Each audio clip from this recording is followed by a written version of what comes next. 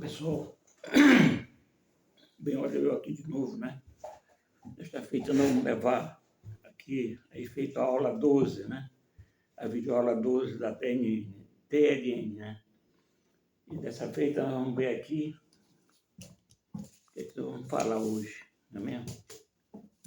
Essa aqui é o videoaula 12, tá?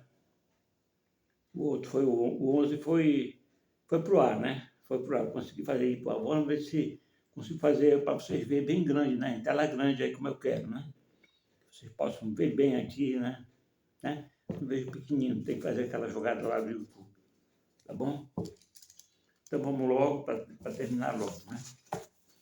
Olha, pessoal, então hoje nós vamos ver o seguinte, o papel da igreja e o da TNL, né? Nós vamos ver o papel da igreja e TNL.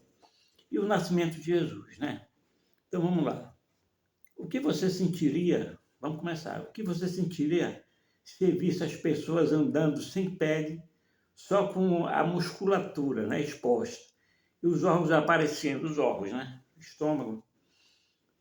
O que você acharia de usar um rádio ou TV sem a caixa onde estão acondicionados o chassi e as peças eletrônicas, né? Tudo isso seria estranho, não é mesmo?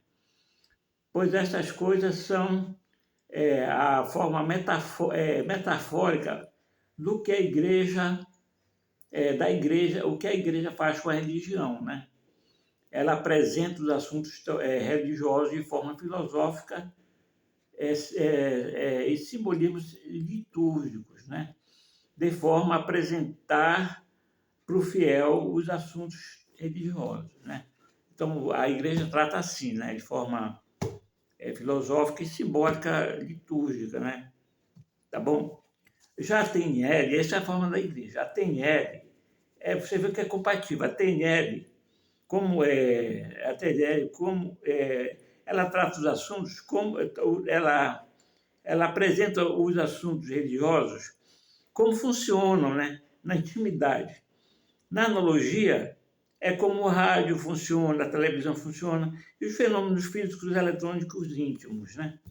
Tá bom? Quer dizer, como é que funciona o mecanismo, né? Os padres transmitem esses conhecimentos na missa através dos simbolismos litúrgicos, na liturgia. Às vezes, nos sermões, muitas vezes, apenas os sermões, muitas vezes apenas, são de caráter pastorais, né?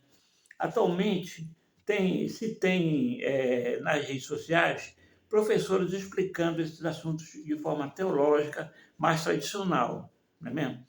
A TNED mostra como os diversos fatores religiosos acontecem, o mecanismo que formam de forma mais científica e lógica, não é isso? Sem, porém, abdicar da fé que acredita fonte de todo empoderamento, tá bom? Tanto a forma apresentada pela igreja é importante quanto a apresentada pela TNL, cada uma na sua função, tá? Então é isso.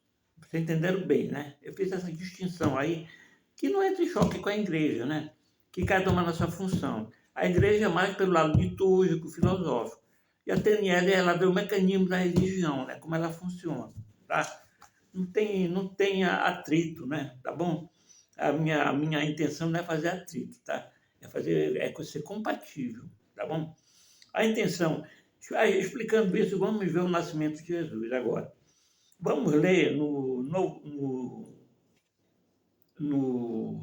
Novo Testamento, em João 16, 18. Olha só como diz: saí do Pai e ver o mundo. Outra vez, deixo o mundo e vou para o Pai. Olha só, sair do Pai e ver o mundo, né? Como se devemos entender, será que ele encarnou no sentido de sua alma, que estava contígua a todas as coisas, as abandonou e entrou literalmente no corpo de Jesus, quando ele era feto, né?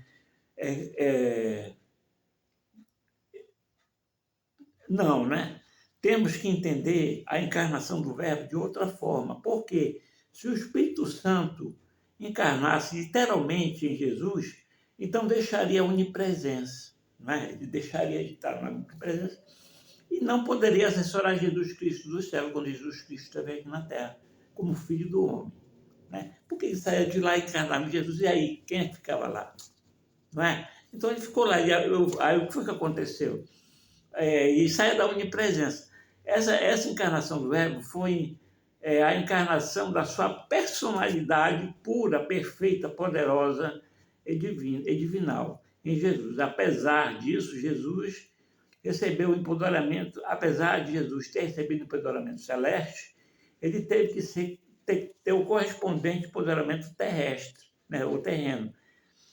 Se você jogar água numa chaleira sobre uma mesa, precisará de ter sobre a mesa uma vasilha para parar a água, né? Senão a água se dispersa sobre a mesa, né? Molha a mesa toda. Assim Jesus tem que ter algo, né? Um copo, alguma coisa. Assim Jesus deveria ser preparado terrenamente, né? Para receber esse poder. Em Atos, capítulo 1, versículo de 1 a 9, fala da ascensão de Jesus. Né? Jesus subiu e uma nuvem o encobriu. Aí foi provavelmente que o momento do seu transmensionamento para a onipresença e a contenção a todas as coisas, né? Que ele diz que estava subido para a direita do Pai. A direita do Pai está em todas as coisas, a direita do Deus Pai, que está no universo e as suas leis operando, né? O Pai. E onde se localizou? E foi para o futuro e para o passado. E todos os milagres narrados no Velho Testamento, fez todos os milagres narrados no Velho Testamento. E o seu nascimento, e inspirou Isaías, o profeta Isaías, né? Que deve ter uma relação pela formação de Isaías, né? Que ele simpatiza, né? O Espírito de Deus simpatiza. Muitas vezes uma pessoa nasce, ela vê, ele simpatiza com a pessoa, né? A pessoa leva uma vida mais assim, mais santificada, mais inocente, mais separada, o Espírito de Deus simpatiza, né? Tá? Então, Isaías, sobre o nascimento, ele inspirou Isaías sobre o nascimento dele, que Isaías é tido como profeta do Senhor, né? Há muito tempo atrás, ele profetizou que Jesus, uma virgem dará à luz, né? Sobre Maria, ele profetizou. É o profeta do Velho Testamento, Isaías, né? Sobre o nascimento, ele inspirou sobre o nascimento de Jesus. E movendo mais para uma época mais próxima do seu nascimento, comissionou um ente espiritual chamado Anjo Gabriel, né? A execução de anunciação do seu nascimento a Maria e de João Batista a Zacarias, que era primo de Jesus, que seria o percursor, né? Aquele que viria antes, né? Para preparar o local para a vinda de Jesus, né? Para ele nascer, né? E receber a copiação, né? Jesus, nós vimos lá no vídeo anterior como se formou o corpo de Jesus, recebeu a copiação, né? Do Espírito Santo e deu início ao ministério dele, né? O que ele veio fazer aqui na Terra, né? Nós vamos ver. Então, seu nascimento. Começou novo, vamos ver. Tá. Seu nascimento foi marcado por acontecimentos de grande simbolismo, né? A gente vê todo aquilo lá, os magos, né? Os anjos no céu, né? Foi um grande simbolismo aquilo ali. Cresceu e aos 12 anos depois, fez sua santa traquinagem, né? Olha, até Jesus Cristo fez traquinagem, era santa traquinagem. Olha, Jesus, eles iam de caminho, eles foram a Jerusalém, né? Era Páscoa, eles levaram Jesus para apresentar, né? No templo, que era costume dos israelitas ir para Jerusalém na Páscoa, né? E levaram Jesus, né? E chegaram lá, fizeram todos os serviços lá, e ao voltar, eles pensavam que Jesus vinha na fila, que vinha uma fila de lá de Jerusalém. Vinham andando, né? Todo aquele pessoal andando, como se fosse uma romaria andando de volta para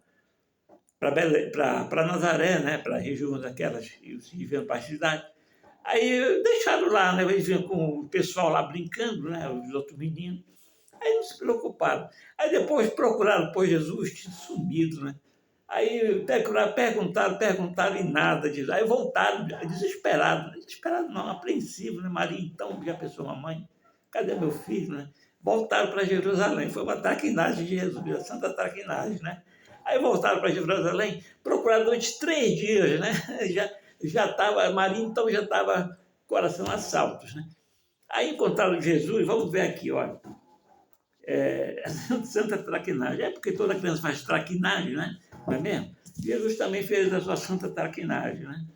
Achado 3 dias depois, debatendo com doutores no templo de Jerusalém. Jesus era muito inteligente, né? Provavelmente fosse um gênio. Leiamos, Jesus, João, vamos ler, João capítulo 7, versículo 15. E os judeus maravilharam-se, dizendo, como sabe esse letras, sem tê-las aprendido, né? Sabe o que aconteceu? Olha, ele aprendeu a ler sozinho, né?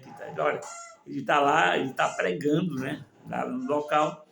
E os judeus veio a desenvoltura dele nas escrituras, nem sei sabe aquilo que leu, né? Não é mesmo? Ele leu e soube como é que ele estava funcionando. Então ele disse, se maravilharam dizendo, como esse sabe letras sem tendo aprendido, né? Então ele aprendeu a ler o quê? Sozinho.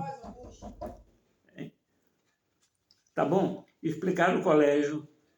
E você entende? Olha, eu já tive conhecimento.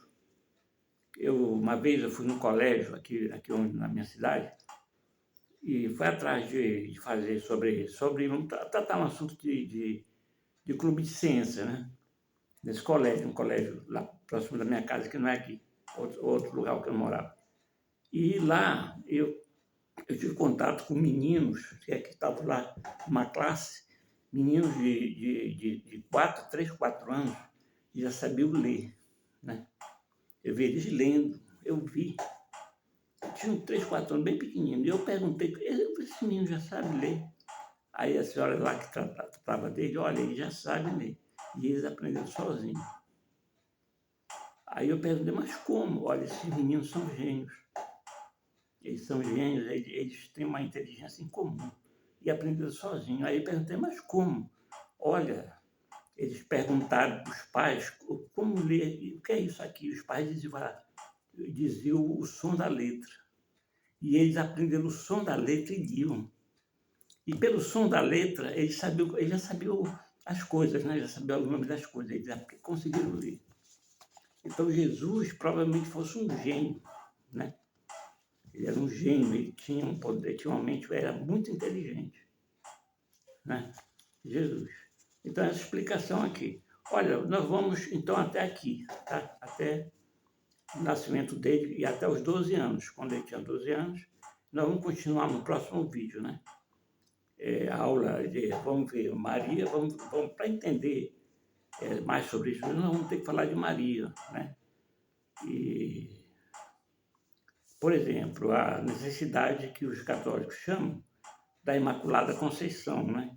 Que seria a concepção sem o ápice da relação conjugal que a concebeu, né? Que eles dizem que foi um personagem chamado Joaquim e Ana, né? Chamado São Joaquim e Santa Ana, né? Então, nós vamos ver que a necessidade realmente, aí os católicos acertaram. Eu vou explicar por quê, né? Além disso, nós vamos falar de outras coisas a respeito de Maria, bem interpretada pela Igreja Católica, tá? Então, vamos ver isso aqui. Bem, eu vou ficando por aqui, eu espero que vocês tenham entendido. Nosso vídeo é bem pequeno, né? Eu acho que vai subir para o YouTube, vocês vão ver, tá bom? Então, isso vocês entenderam, né? Eu acho que deu para entender bem. Então, depois do próximo vídeo, o próximo vídeo sobre Maria, eu vou falar de tudo, inclusive como é que ela é a mãe de Deus, né? De fato, a gente pode interpretar assim, né? Vocês estão vendo aqui. E sobre a virgindade, que realmente, ela é Virgem Maria mesmo, viu? Também não vou interpretar por quê. Essas coisas eu vou falar no próximo vídeo. Né? E sobre a concepção dela, de forma que não teve o ápice do relacionamento, né, conjugal entre os pais dela, né? E a necessidade de ter sido assim para que Jesus nascesse puro, sem não tivesse contaminação nenhuma as más tendências que todos nós temos. Tá bom? Então, vou ficando por aqui, né? Foi bem pequeno hoje, né? Eu li bem rápido, hoje não tenho demonstração nenhuma, né? Então, um abraço a todos, tá? Então, até o próximo, tá?